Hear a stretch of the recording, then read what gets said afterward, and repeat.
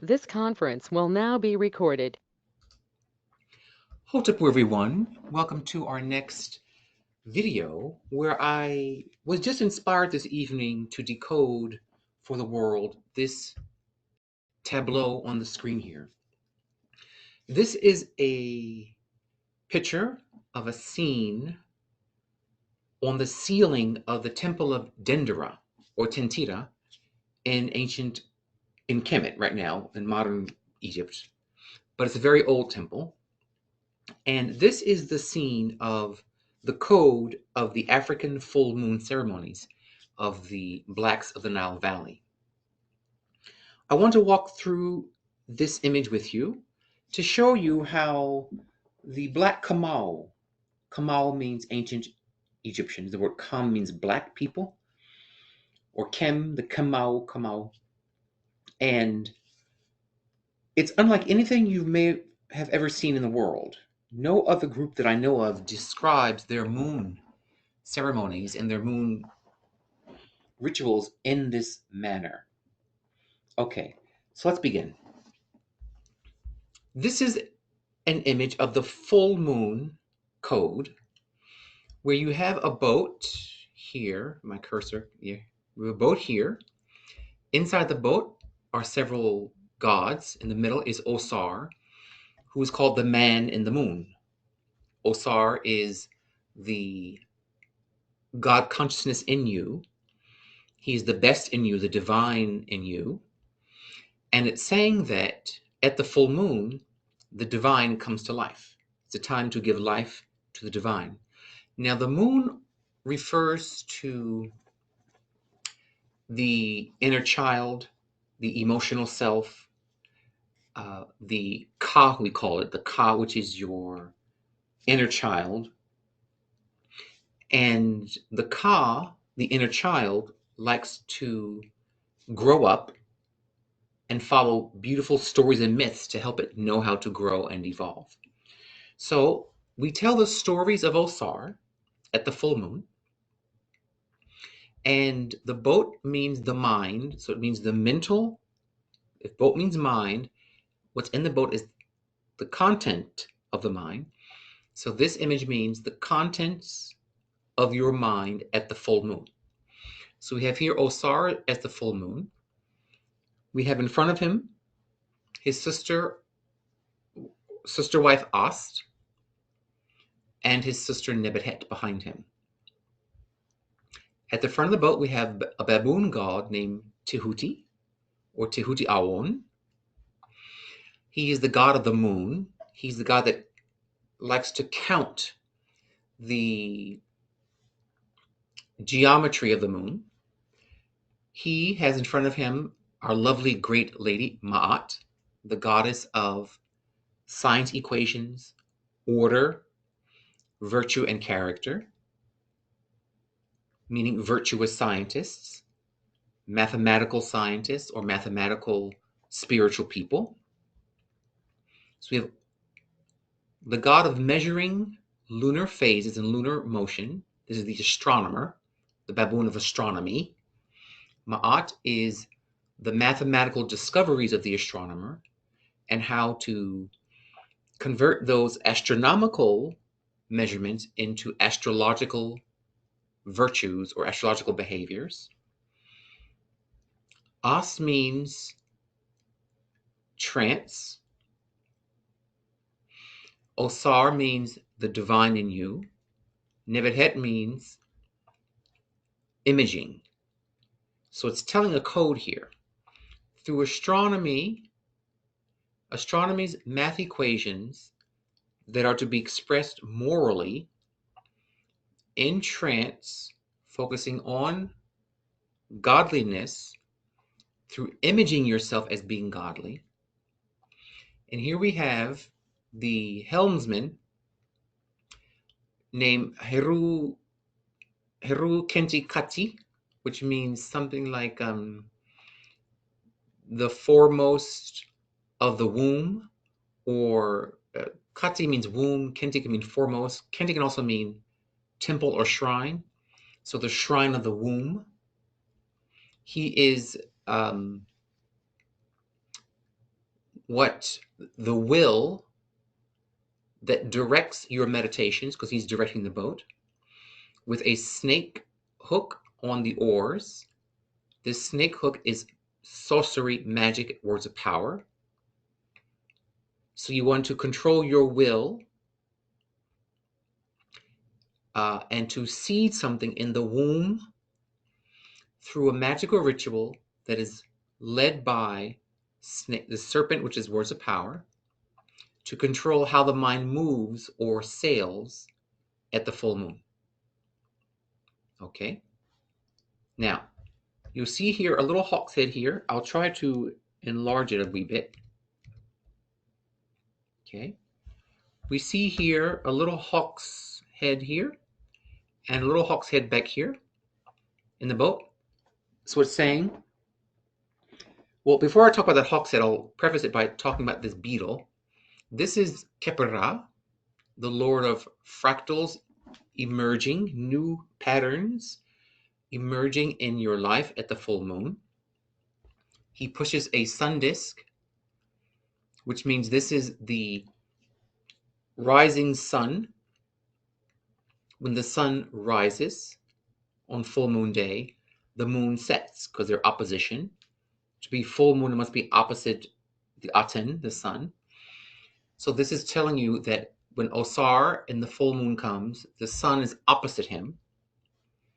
In the east is the sun, in the west would be the moon. Or at rising, the moon would rise in the east as the sun was setting in the west. Either way, it's the same idea. So here we have at the full moon, notice this beetle resembles the cranium of this human skull, meaning there are changes going on in your skull, in your mind, in your head at the full moon when the sun is opposite the moon. He has in his little legs here this Shen, which means an orbit of energy, an orbit of planets. So we're looking at an orbital path of the sun. Okay, and these two staves are called Was staves. Was means power, well-being. Refers to, you see they're leaning. One's leaning towards Ast, one's leaning towards Nebuchadnezzar. Ast represents this half of the moon, which is the waxing half, when she's getting light in life to Osar. So the Ast is the waxing half of the moon, and I'll show you how I can prove that. And Nebuchadnezzar is the waning, darkening half of the moon. So Ast is when the moon is getting fed more light, more energy, and that's this half. And this half over here where Nebuchadnezzar is where the moon is waning, getting darker. Okay. Now, out of the Was staff comes an Ankh, a little tiny Was in the middle, an Ankh, another Was at a right angle, and then this glyph, and same in this waning half. We have the diagonal Was, followed by an Ankh, attached to another tiny Was, attached to another Ankh, ending in a right-angled Was. Okay? All right, so this is the waxing half of the moon leaning towards the waxing half, and we're dividing the moon into 4 sectors. Okay, which you'll see if I go do here, the 8 moon phases. Let me go back to this image.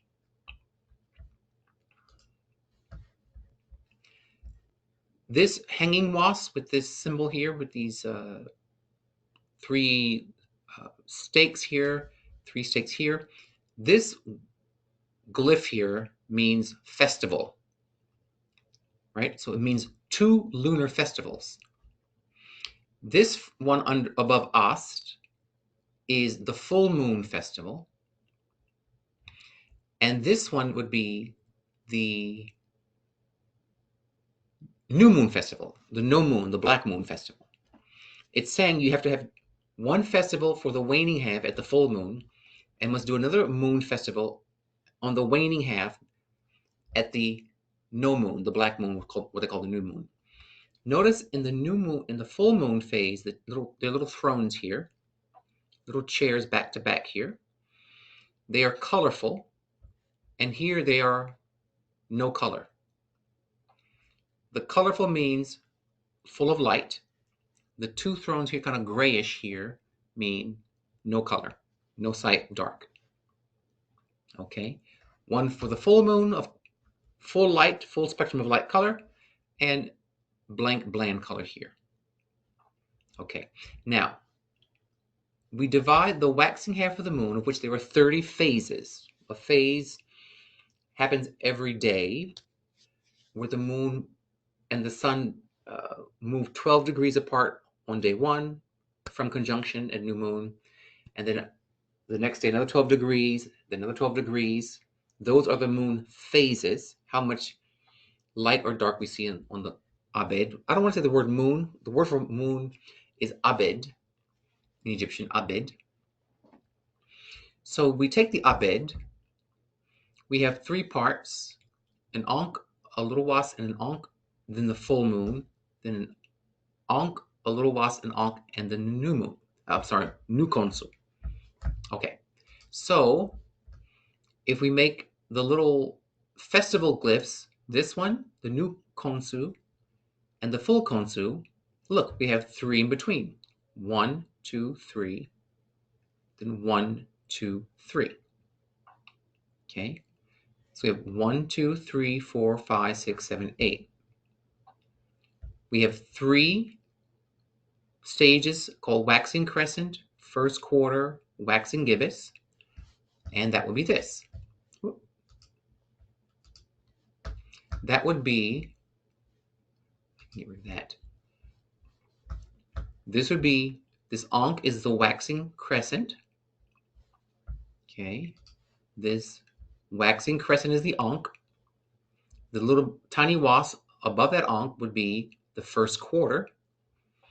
And then the ankh on top of that wasp would be the waxing gibbous.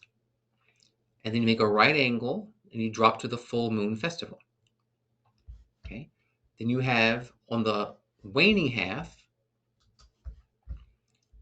leaning this way, this is the waning half of decreasing light. You have an ankh, a little wasp, an ankh, and then a wasp with a new moon festival. Again, it'll be the same things in reverse. A waning gibbous is the ankh. The little tiny wasp in the middle is the third quarter, waning or darkening. And then you have the waning crescent. So they're actually mapping on the waxing half, you have 3 stages of the moon, and then of konsu, or the abed, followed by the full abed. And you do a festival ceremony there.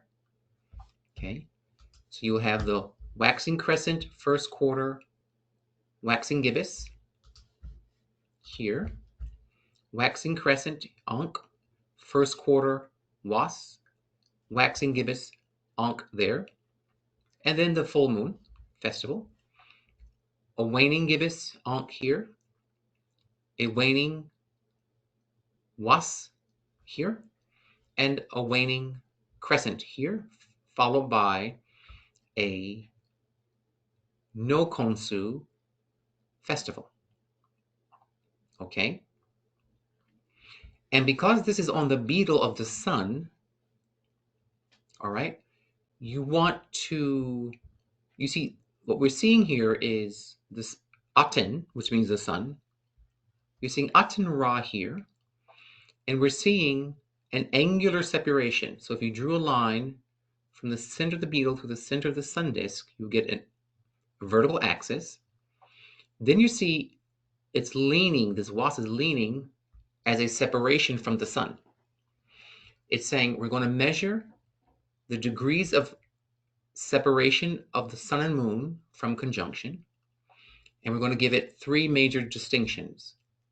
Separating, called the first separating waxing quarter phase, then the waxing crescent separation, waxing quarter separation, waxing gibbous separation, full abed ceremony.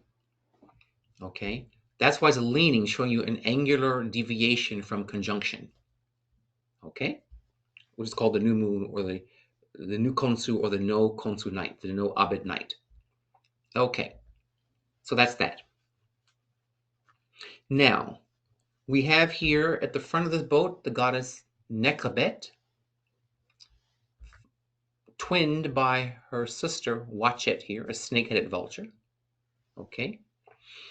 So Nekabet and Watchet hold feathers in their talons that is has a shen again, this kind of circular symbol like this one here of orbit or orbital motion.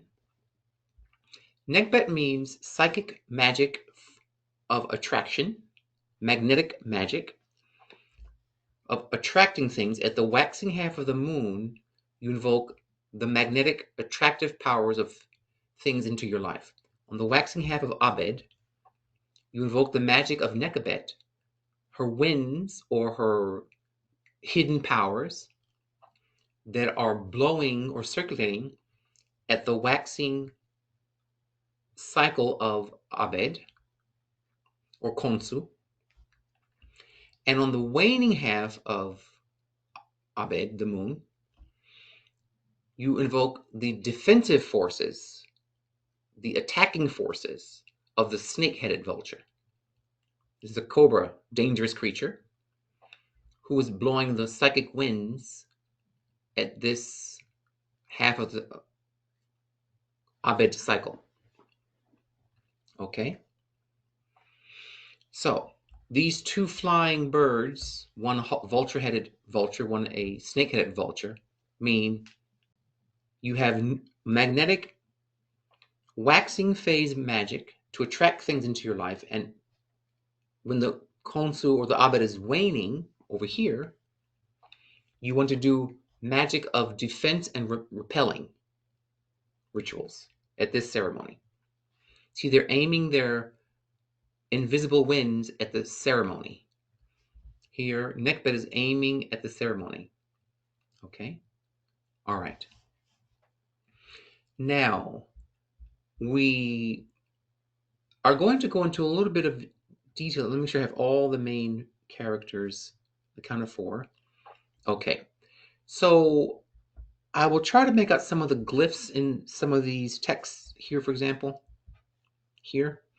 So let me zoom in a little bit and see what I can. That was 3 times magnification. Okay. The one for Osar here, it's these 2 columns here. I can make it out. It says something like Osar, then Un Osar here, and then in his royal name, Un Nefer, the beautiful being, Makeru, triumphant and noble, has entered the lunar month as Lord. Okay, it's talking about him, the full moon. It's saying that the full Abed. It's saying Osar, the beautiful being, the triumphant and moral one, has entered the full Abed, the full lunar disk.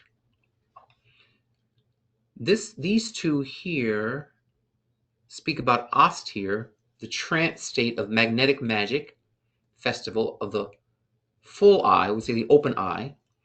The full moon's called the open eye. It says something like, I can't quite make it out fully, but As, something Nebet, queen of the sky,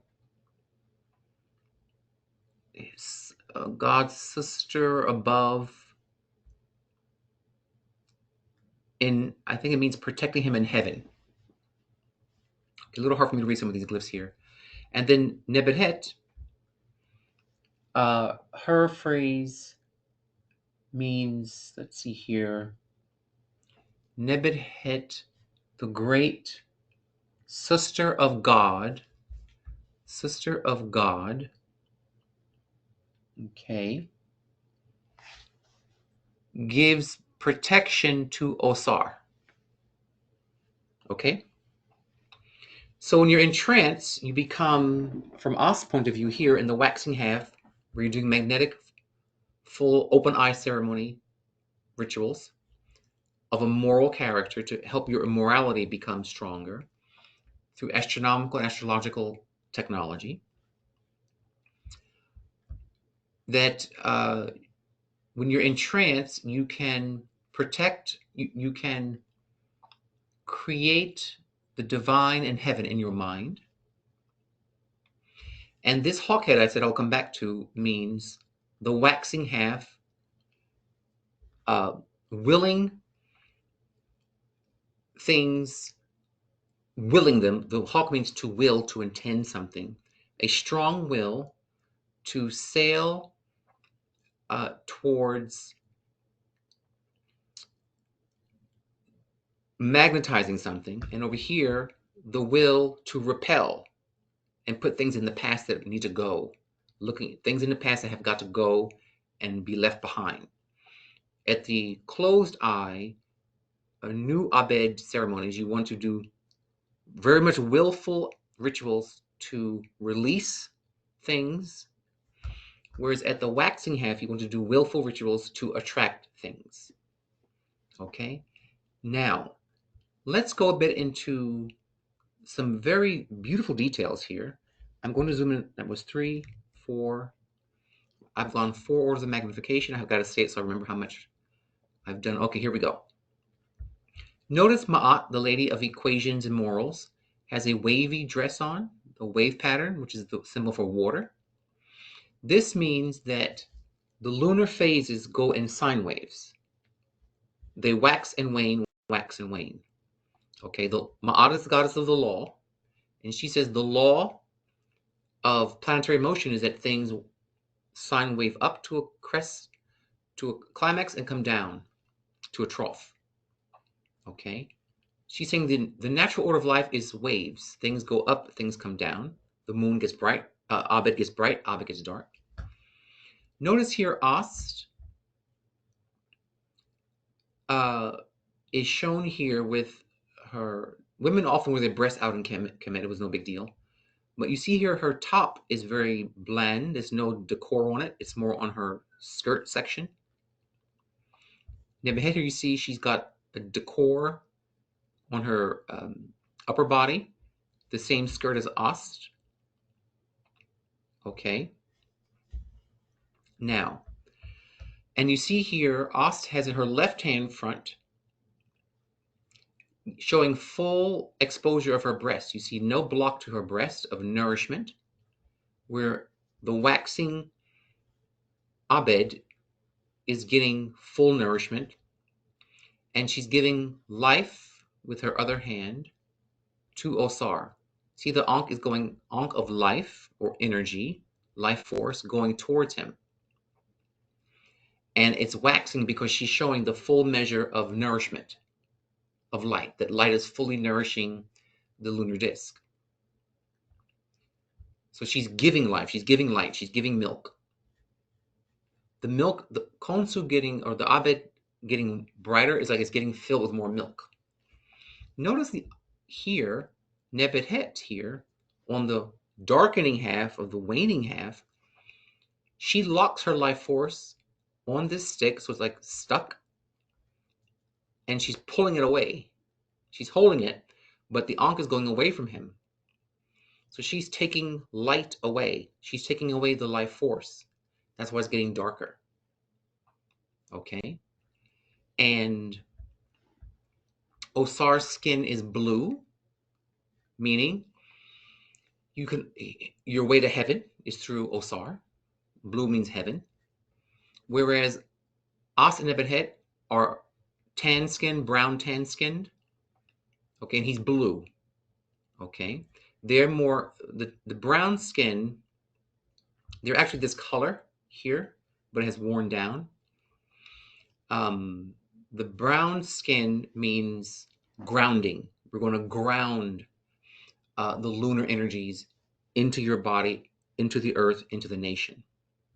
Okay? She has a bespeckled top because it's saying when you have a dying, waning phase, there's more tension. You see, this dress has more tension of light and dark playing on it. So it's tension. When things are getting weaker, things are getting darker, things are getting dimmer, you tend to have more of a alert, tension-ready state of mind. Whereas when things are sweet and full and nurturing and growing, you have a more relaxed, smooth state of mind. Okay? And the way through tension, she's saying here, because she's a goddess of visualization, is to visualize yourself being relaxed. Picture yourself being successful. When it's darkening, the life force is waning, the life force is locking, and more tension is afoot. Their thrones are quite similar with feathers, meaning psychic transcendence. Here in her little square of her throne of Nebuchadnezzar, in the waning half, is a glyph called Lord of the Rekit, Lord of the Knowers. This means controlling people, rituals of control and dominance. Here we have a lotus. This is the waxing half of the moon. The growing half is she's on the throne of making things grow. She's on the flower throne here, and this is on the control throne here. Okay, binding and controlling things. And Osar, you can barely see it here, but it has a stick with two prisoners roped and chained to the stick. Meaning, at the full eye, when the eye is open, called the open eye or the full eye, it's time for you to, because of Ma'at being here, be virtuous towards God by removing your negative, enslaved thoughts, feelings, and behaviors. Okay? It's saying that at the full eye, God, Osar, can sit upon and crush your enemies from within and without. This front enemy, bound by his arms and chained to the rope, is on the waxing side, the As side. He's facing As, meaning these are your external enemies that can be bound by God if you do the full eye meditation. On this left side, on the left side of Nebuchadnezzar, who's taking the life force and locking it up, these are your internal enemies, okay, that must be put under the foot of God Osar at the full eye. Okay? Now, we move from that to the boat is on this glyph here with this kind of curvature and this straight line. That's the word she, which means pool of water, meaning you are in trance at the full eye. You're in underwater. You're in a trance watery state. And here we have the four goddesses of the directions. Okay. North, south, east, and west.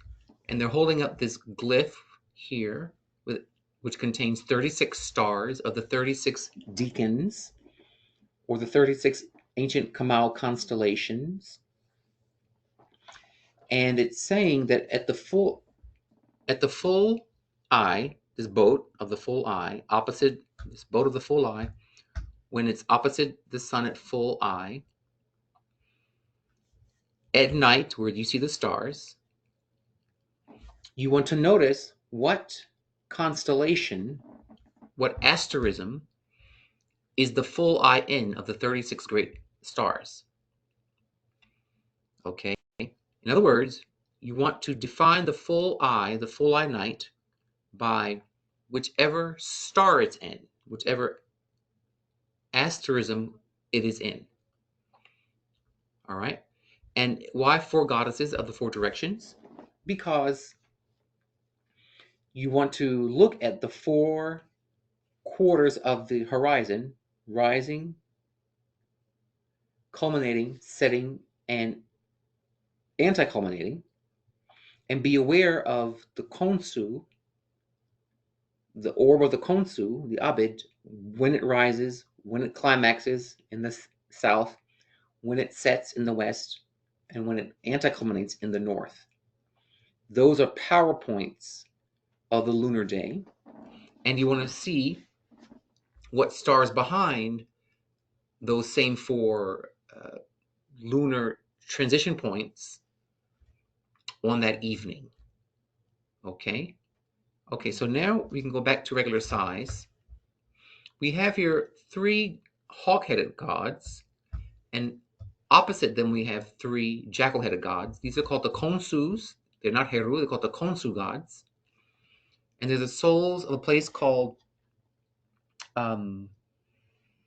Pe, and these are the 3 jackal gods of Nekhen, and they deal a lot with Nekbet and Watchet, these 2 magnetic voodoo and electrical voodoo flying birds.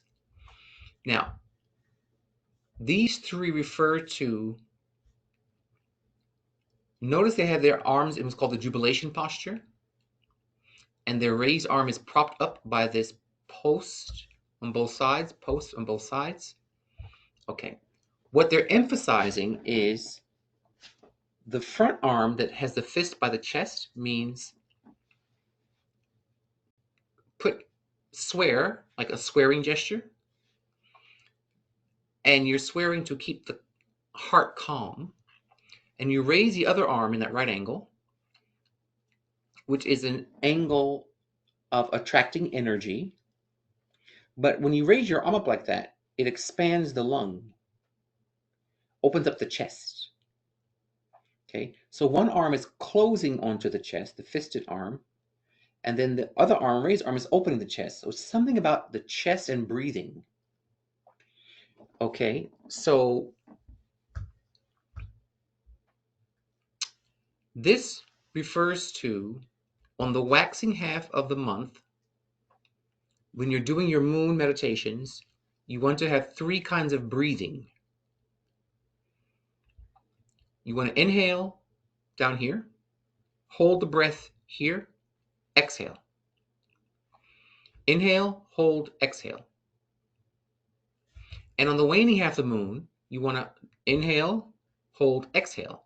The difference is, on the waxing half of the moon, the right hemisphere of the brain, because this is the right side of the tableau, the right hemisphere of the brain will be more activated because this is the lunar, close to the moon god. The moon is the lunar, or the right half of the brain. And on the waning half of the moon, you're going to inhale, hold, exhale.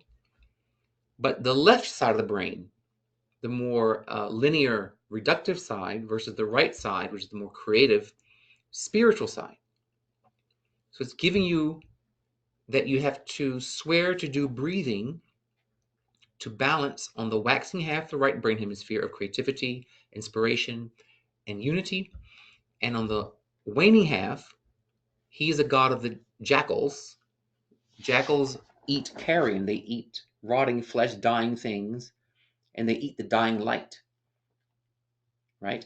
So that dying, divisive, waning power, that dark force, is more the right brain. It's a very dangerous brain if it's out of control.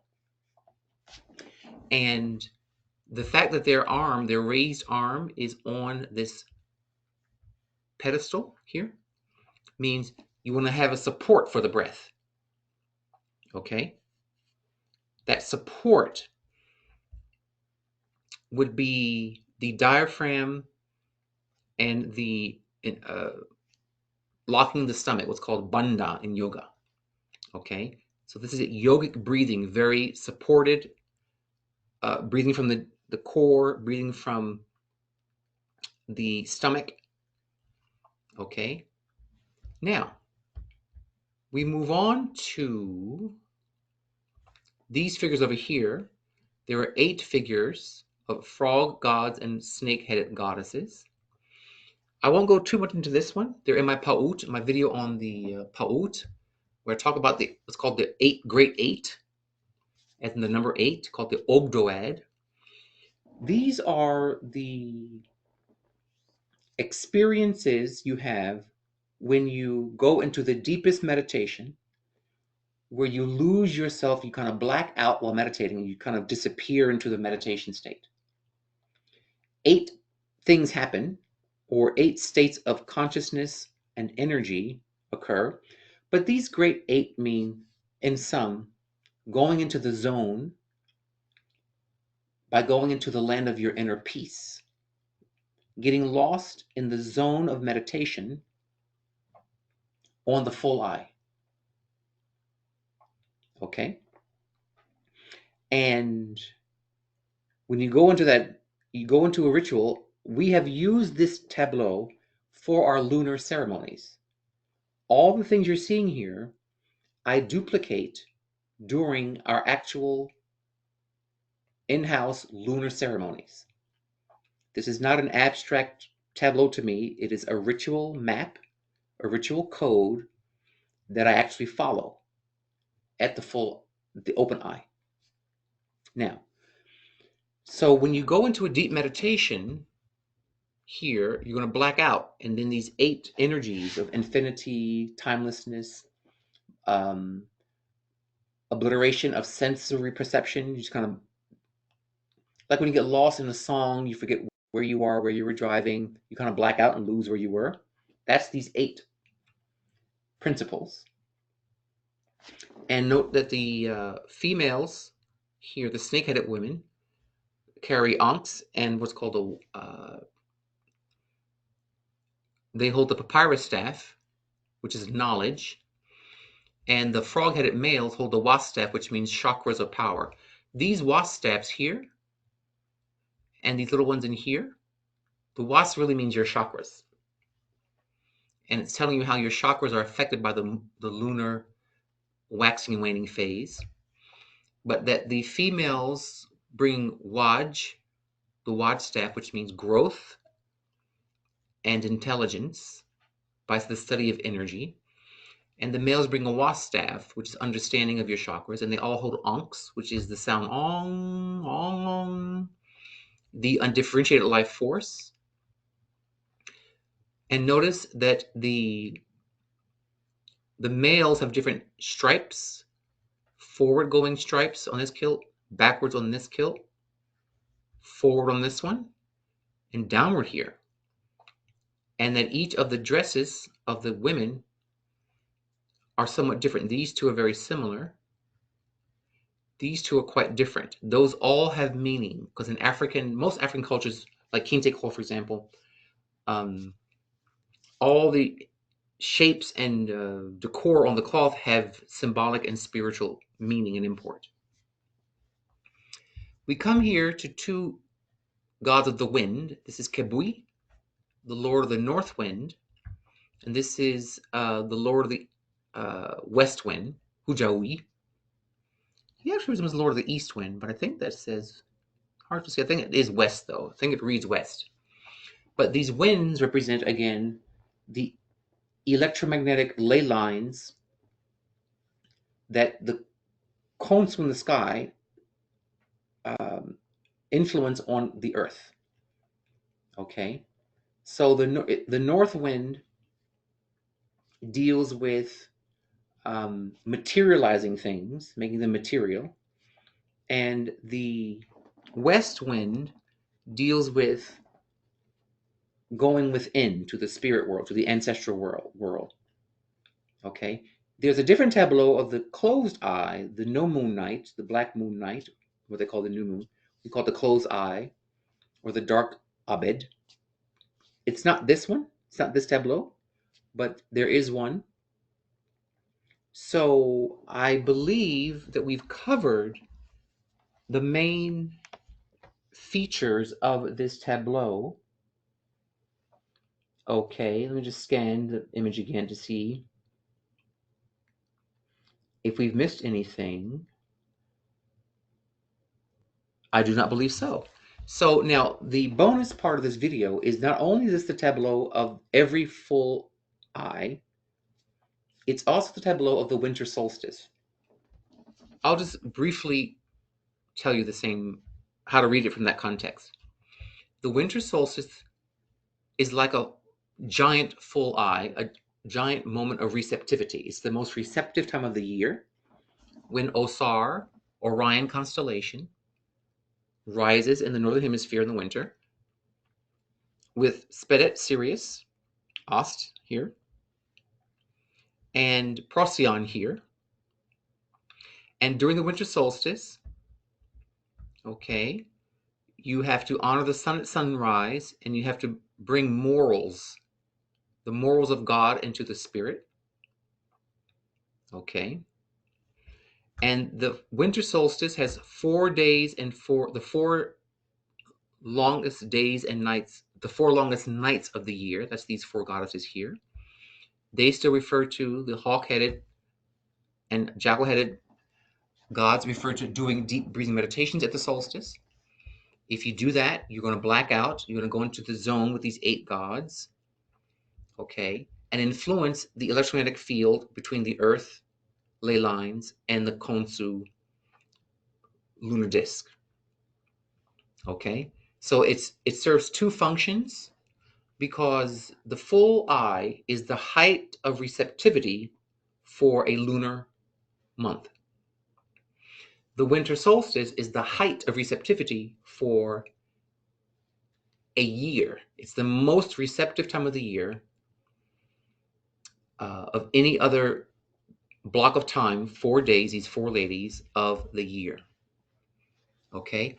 And again, we have what you do during the day at the winter solstice and what you do at the night of the winter solstice. Okay? You want to watch where the Khonsu is on the night of the winter solstice. You want to also notice the relationship, the angle, 90 degrees, 120 degrees, 60 degrees, whatever, between Khonsu and Khonsu, the moon, Khonsu and Spedet Sirius. You want to, at the winter solstice, invoke Sahu Orion, Spedet Sirius, and Procyon, Nebuchadnezzar. Okay? And so I use the same tableau and I invoke it around December 21st to December 24th. There's a lot of magic, a lot of power here.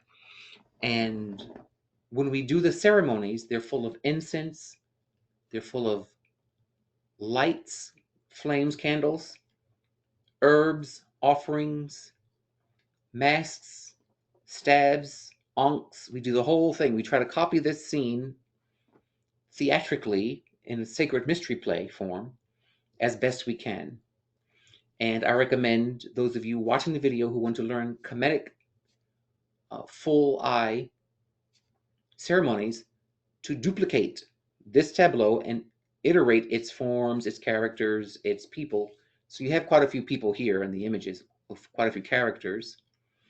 Let's count them. You have 6 with the arms up. You have 2 people that must represent the vultures, a beetle person, 6, 8, 9, 10, 11, 12, 13, 14, 18 plus 4 here, 18, 19, 20, 22, 23, 24, 25, 26, 27, about 28 characters. Is that correct? That's a discovery if I got it correct. 1, 2, 3. Oh, I may have gotten the baboon. 4, 5, 6, 7, 8, 9, 10, 11, 12, 13, 14, 15, 16, 17, 18, 19, 20, 21, 22, 23, 24, 25. I must have missed something, but let's do it one more time. 1, 2, 3, plus 6 is 9. 9, 10, 11, 12, 13, 14, 15, 16, 17, 18, 19, 20, 21, 22, 23, 24, 25, 26, 27, 28, 29. Okay, so it's 29 characters. I thought it was going to be 28, which would be a lunar reference. And that reminded me that I wanted to cover one thing in Osar's throne. If you count these little checker squares, let's count them. 1, 2, 3, 4, 5, 6, 7, 8, 9, 10, 11, 12, 13, 14, 15, 16, 17, 18, 19, 20, 21, 22, 23, 24, 25, 26, 27, 28, 29, 30. He has 30 checker boxes, meaning the lunar cycle sits upon 30 days. It's 30 days between a closed eye to closed eye. There are 30, what they call in India, tithis. We call 30 lunar phases in there. So what I'm trying to show with all these numbers and counting is this is actually an astronomy encyclopedia, okay? And it's also a spiritual manual. The baboon is more the astronomy side of it, the hardcore numbers, monkey mind, but Ma'at is also the holistic sacred geometry, the sacredness of its geometry, the ritual sacredness of the geometry. Okay, so with that, uh, you may have to replay this video often because there's a lot in here. But this was, I believe, the first time in the modern world that this tableau has been fully decoded and revealed, both as astronomical information and ritual information. And I pray that every full eye happens 12 or 13 times a year for the Konsu, and once a year at the winter solstice. You activate this thousands-year-old image, and we bring back the knowledge of the blacks of the ancient Nile Valley, the blacks who built the pyramids. With that, remember, in my world, it is all love. Dwao and Hotepu.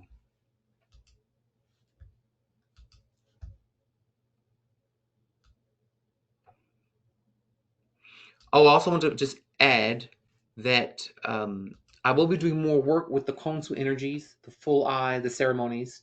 Stay tuned about the actual ceremonies and the rituals that you can do. But until then, Dwao and Hotepu.